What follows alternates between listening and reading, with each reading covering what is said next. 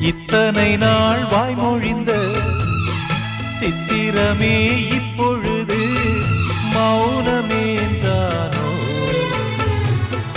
மின்னலென மின்னிவிட்டு கண்மறைவாய் சென்று விட்ட மாயம் நீதானோ? உன்னால் வந்த காதல் உன்னால் தானே வாழும்.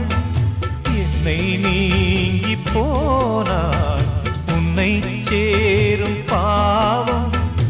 எனக்கொரு அடைக்கலம் வழங்குமோ உன் இதயமே?